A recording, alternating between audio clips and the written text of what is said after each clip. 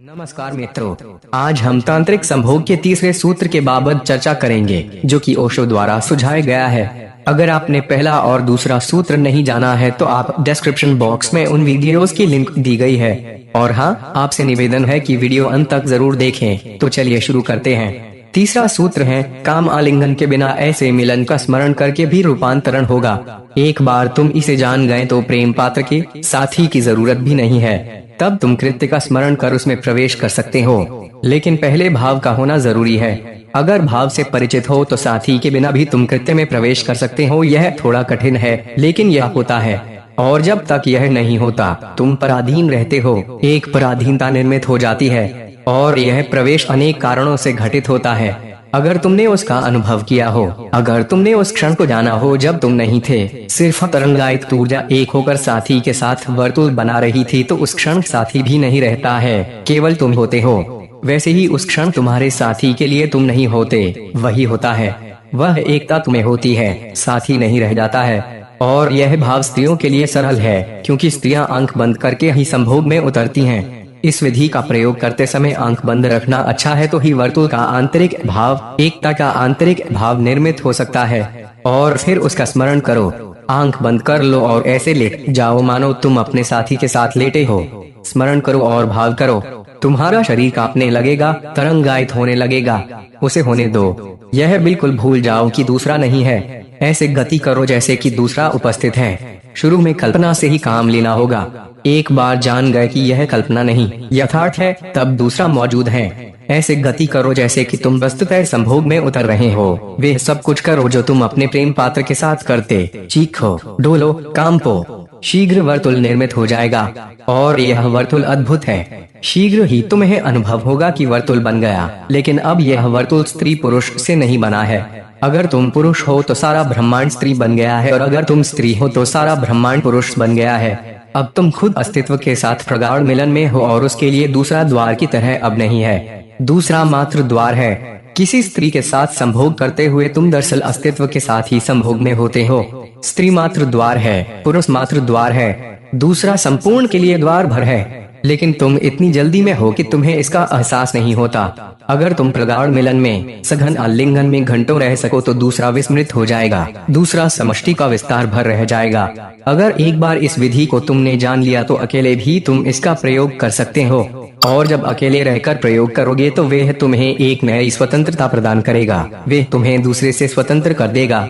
तब वस्तुतः समूचा अस्तित्व दूसरा हो जाता है। तुम्हारी प्रेमिका या तुम्हारा प्रेमी हो जाता है। और फिर तो इस विधि का प्रयोग निरंतर किया जा सकता है, और तुम सतत अस्तित्व के साथ आलिंगन में, संवाद में रह सकते हो। और तब तुम इस विधि का प्रयोग दूसरे आयामों में भी कर सकते हो। सुबह टहलते हुए इसका प्रयोग कर सकते हो। तब तुम हवा के साथ, उगते सूरज के साथ, चांद तारों के साथ, पेड़ पौधों के साथ लयबद्ध हो सकते हो। रात में तारों को देखते हुए इस विधि का प्रयोग कर सकते हो। चांद को देखते हुए कर सकते हो। तुम पूरी सृष्टि के साथ काम भोग में उतर सकते हो, अगर तुम्हें इसके घटित होने का राज पता चल जाए। लेकिन मनुष्यों के साथ प्रयोग आरंभ करना अच्छा रहेगा। कारण यह है कि मनुष्य तुम्हारे सबसे निकट हैं। वे तुम्हारे लिए जगत के निकटतम अंश हैं। लेकिन फिर उन्हें छोड़ा जा सकता है, उनके बिना भी चलेगा।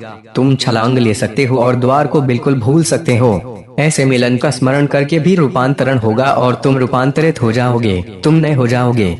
तंत्र काम का उपयोग वाहन के रूप में करता है। वह ऊर्जा है, उसे वाहन या माध्यम बनाया जा सकता है। काम तुम्हें रूपांतरित कर सकता है। वह तुम्हें अतिक्रमण की अवस्था को, समाधि को उपलब्ध करा सकता है। लेकिन हम गलत ढंग से काम का उपयोग करते हैं, और गलत ढंग स्वाभाविक ढंग नहीं है। इस मामले में पशु भी हमसे बेहतर हैं। वे स्वाभाविक ढंग से काम का उपयोग करते हैं। हमारे ढंग बड़े विकृत हैं। काम पाप है। यह बात निरंतर प्रचार से मनुष्य के मन में इतनी गहरी बैठ गई है कि अवरोध बन गई है। उसके चलते तुम कभी अपने को काम में उतरने की पूरी छूट नहीं देते। तुम कभी उसमें उन्मुक्त भाव से नहीं प्रवेश करते। तुम्हारा एक अंश सदा अलग खड़े होकर उसकी निंदा करता रहता है। और यह बात नई पीढ़ी के लिए भी सच है। वे भला कहते हो कि हमारे लिए काम कोई समस्या नहीं रही, कि हम उससे दमित और ग्रस्त नहीं हैं, कि वे हमारे लिए टैबू नहीं रहा। लेकिन बात इतनी आसान नहीं है। तुम अपने अचेतन को इतनी आसानी से नहीं पहुंच सकते। वे सदियों सदियों में निर्मित हुआ है।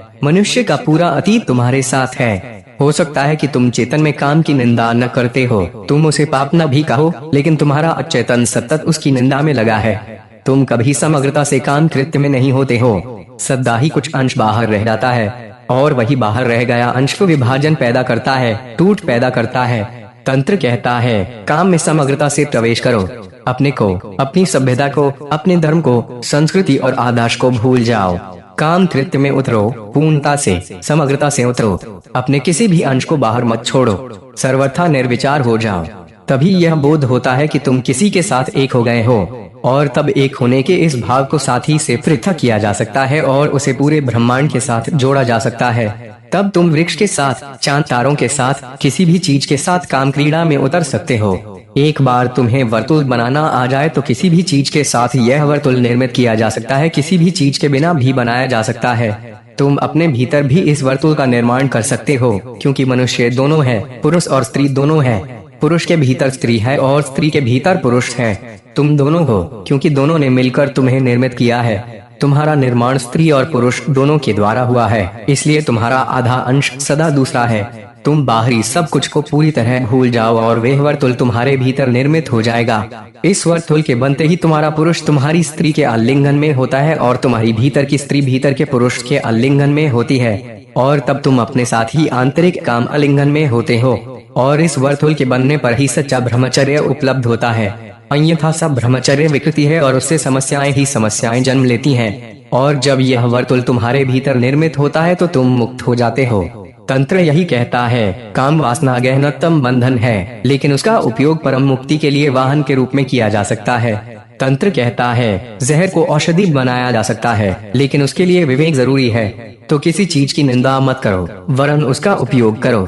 किसी चीज के विरोध में मत हो, उपाय निकालो कि उसका उपयोग किया जाए, उसको रूपांतरित किया जाए। तंत्र जीवन का गहन स्वीकार है, समग्र स्वीकार है।